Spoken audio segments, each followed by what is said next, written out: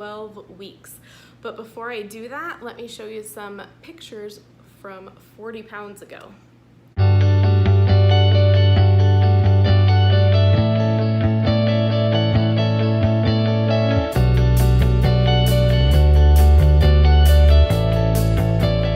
So I guess to begin, I should tell you a little bit about my backstory.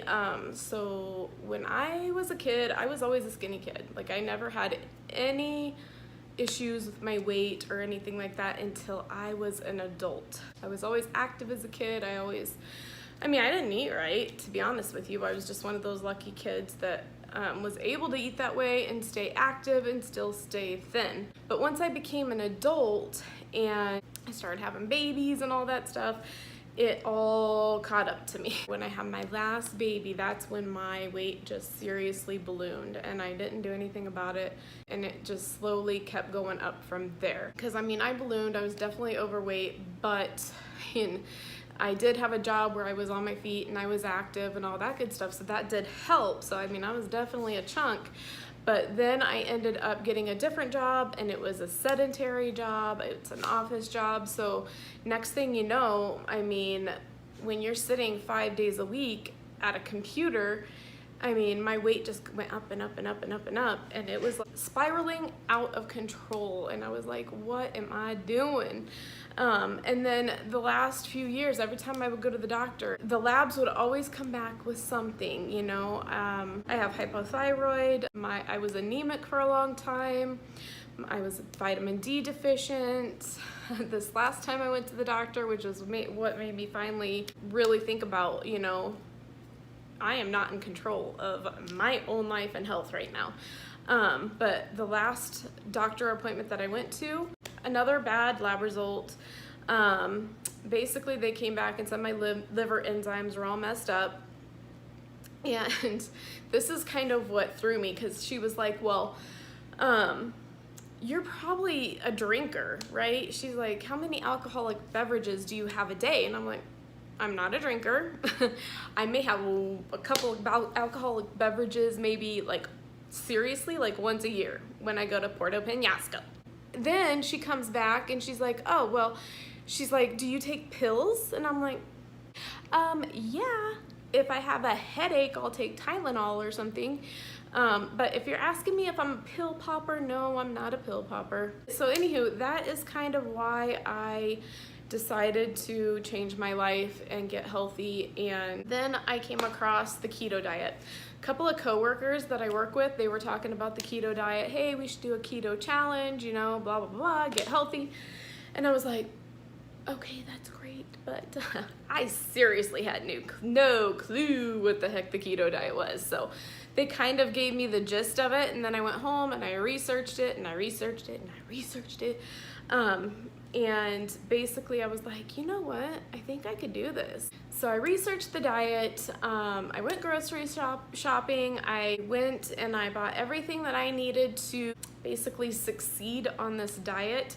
I couldn't completely go through all my cabinets and ditch all the crap. I have a family that eats regular food and all that stuff, so that was another obstacle I had to overcome. It doesn't matter if you're in your home, if you go to a birthday party, if you go to a special event, it doesn't matter. Food is everywhere. You're never gonna get away from it. So you just have to have the willpower, you have to have the strength, and you gotta do this for yourself. So once I told myself that, and once I convinced myself of that, so I went on this keto diet, and I kept it simple, because I think if you make it too difficult, then your chances of failing are a little higher in the beginning. Maybe once you get the hang of it and you kind of really know where you're going with this, then you can start experimenting with new recipes and all that good stuff. But in the beginning, I kept it simple. For those of you who don't know what a keto diet is, it is basically a high-fat, low-carb diet. However, keep in mind that it is a high-fat, low-carb. However, if you're trying to lose weight, just remember that when it comes to your macros, protein is a goal, carbs and fat is a limit. because you don't want to overeat on your fat if you're trying to lose weight, because if you're shoving all this fat down your throat, then your body is going to eat the fat that you're eating rather than the fat on your tummy and the back of your arms and your neck, wherever.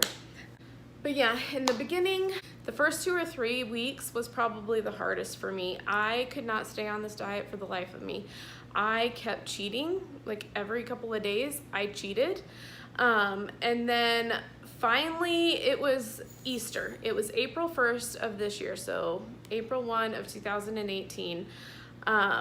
I made keto desserts and everything, and I ended up eating like all the other crap too, because I was like, really, what was the point in making all these desserts if you're just gonna eat the crap too?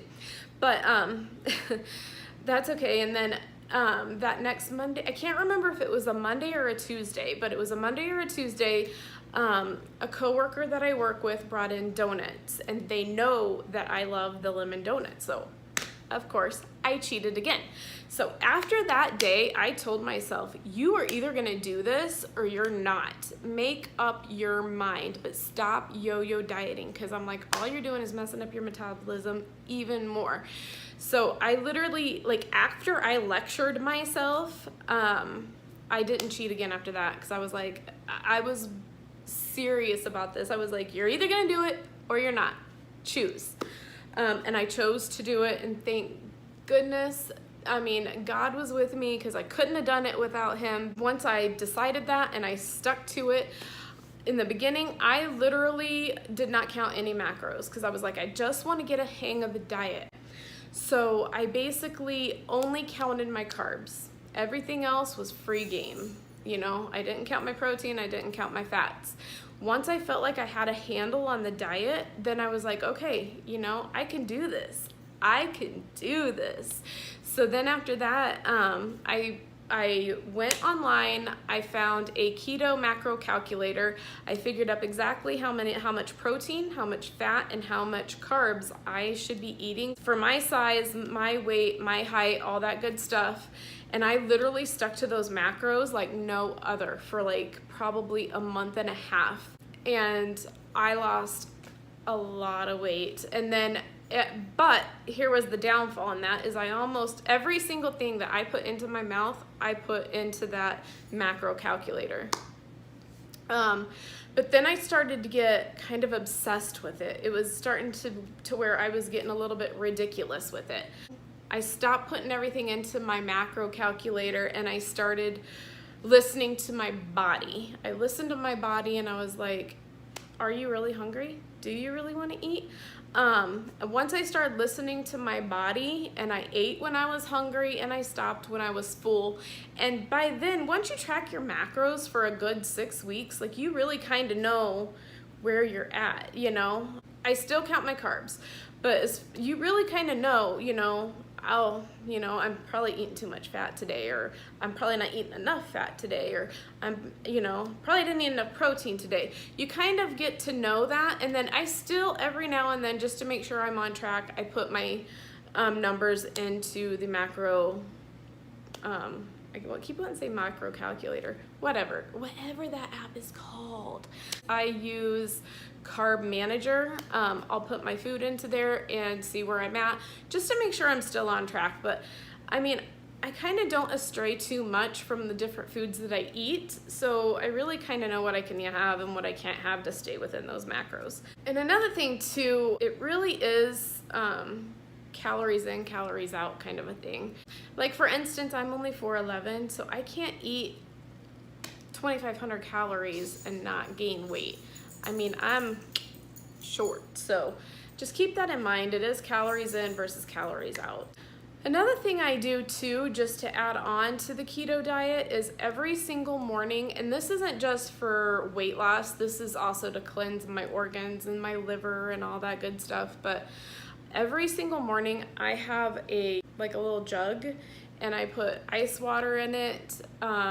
I put 2 tablespoons of apple cider vinegar, and I squeeze an entire lemon into there, and then I throw a little stevia in there to sweeten it up, because otherwise it would be nasty. Let's just be real. However, And I know people are looking at me probably saying, oh my God, apple cider vinegar, that is disgusting. Which, honestly, before I started this diet, I would totally agree with you. However, once you add the lemon and the stevia, it almost tastes like lemonade, but then again, I haven't had lemonade in quite some time, so maybe I forgot what lemonade tastes like. However, it's good to me, and it's worth a try, and it's good for you, so why not try it? Another thing with this diet too is when I was eating whatever, all kinds of crap, when I was eating junk and sugar and carbs and potatoes, my blood sugar levels were like, and I would be up, and then I would be tired, and then I'm like, what are you doing to yourself? And on keto, you just kind of stay level. It's just nice because you don't have those, I work kind of afternoon hours, so, on keto, I just kind of stay level. I don't have those crashes after I eat my dinner where I'm like, oh gosh, I need a nap. I don't feel that way anymore, and I feel like I have so much energy. I can tie my shoes. I can do one shoe and then stay down there, bent down, and tie the other shoe and still breathe at the same time. That is such an amazing feeling. You talk about goals. I mean, I just feel so much better. I can go for long walks. We're talking like long walks, and I can be booking it. And it's just great, I feel absolutely amazing compared to the way that I did before. I mean, back then when I was 40 pounds heavier, I still got up and did things. It was just more of a struggle. And I hated it, and it was kind of embarrassing. Like, it does mess with you, when you go to social events and stuff like this, and you're like, oh, I'm the fat girl. I don't know about y'all, but I don't want to feel that way anymore. And I didn't like the way I felt back then. So I am very thankful that this has worked for me. So an example of what I would eat in a day is when I get up in the morning, I chug like 2 cups of water, so about 16 ounces of water every single morning, because I have to take my thyroid medication anyway, so I'll chug 2 glasses of water before I have anything, and then I'll wait a little bit, and then I'll have 2 cups of coffee, and I put in there 1 tablespoon of heavy whipping cream with a little bit of stevia. I'll have 2 glasses like that, and those literally hold me over till probably like 1-2 o'clock in the afternoon. And that's when I'll have my first meal. Every once in a while I'll get hungry and I'll have my first meal like around noon. But for the most part, it's between 1 and 2. And it's just because I'm not hungry. Like the whipping cream, the heavy whipping cream that I put into my coffee, that literally satiated me until then. But then at lunch, so I'll have like 2 eggs with maybe a couple pieces of bacon with like some asparagus and some olive oil over the top of that, and that will be my breakfast. And sometimes I'll put in the eggs like feta cheese or something like that. I love feta cheese. If y'all haven't had feta cheese and eggs, it is so good. You should try it. And then for dinner, I just keep it simple. I'll just have like a protein with a vegetable. So, or maybe sometimes I'll even have just like a salad or whatever, but I'll have, like the other day I had salmon with some broccoli, and I put a little bit of grass-fed butter on my broccoli. You don't want to do the high starchy vegetables like potatoes, sweet potatoes, but yeah, so that would be kind of a typical day. And if I do get like a sweet tooth or whatnot, Pinterest has so many recipes. Just go on there, find a simple keto-friendly treat that you want to try, and I'll just whip up something like that. Or I'll even do like 90% dark chocolate or something like that, because you don't want to deprive yourself either. You want to still enjoy what you eat. Another thing too, y'all, is drink a ton of water. Water all day long. Drink a ton of it. When it comes to going out to eat, I will go out to eat. I'm just extremely careful. I feel like I drive everybody crazy when we go out to eat because I ask, whether it be the waiter or whoever, like a ton of questions. I'm like, well, is there any sauce on that? What kind of seasoning did you put on that? You know, just don't be afraid to ask questions. You're putting it into your body. Probably like 6 weeks in, once I really knew that I had a hang on this diet, then I started exercising too. I'll go for a walk, a speed walk around my house. I would say I joined a gym, but I've actually been with this gym for many years. I just like donating money to them for the longest time. Just kidding. But no, I never used it until recently. And I'm like, oh, Misty, all that money wasted. But that's okay. So I will go to the gym. I would say on average, I probably work out 4 days a week. I really would like to make that about 6 days a week, but sometimes life gets in the way and it is what it is. And I would say probably like about that time too, about 6 weeks in, that's when people really started to notice, hey, you know what, you've lost weight, what are you doing? And that's such a good feeling because it makes you feel like you've accomplished something. It makes you feel like your hard work is finally paying off and you're like, yes, yes. I'm doing it. And I mean, I still have a ways to go. Like, I'm not where I need or want to be yet. I would say I'm about halfway there. I'm only 4'11". Back 40 pounds ago, I was trapped in a 4'11" frame carrying 204 pounds. That's a lot of weight for that small of a build. So I still have plenty of weight to lose that I'm honestly, it's just gonna take it one day at a time. And when I get there, I get there. I wouldn't say I have a goal weight because I know what my goal weight range is, but I wouldn't say I have a goal weight because when you look online to see what your weight is supposed to be for your height, it's a pretty large range. Like I think my range was like not quite 100 pounds all the way to like 120 pounds or something like that. I don't remember. But you got to remember that, you know, you got to take into consideration bone size, muscle, all that good stuff. So I don't know if I'm going to be more comfortable at 120 or 110.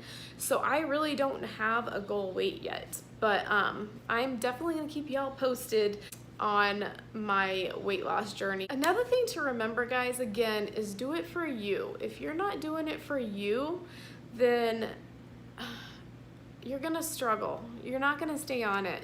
Don't do it for your parents. Don't do it for your husband. Don't do it for your boyfriend. Don't do it for, you gotta do it for you. You know, you gotta make the change for you. And if I can do it, any of y'all can do it, because I was the worst dieter ever. But I think that's it for now. And I'm definitely gonna keep you guys updated and posted on my weight loss journey. I mean, I'm only halfway in and I have more to lose.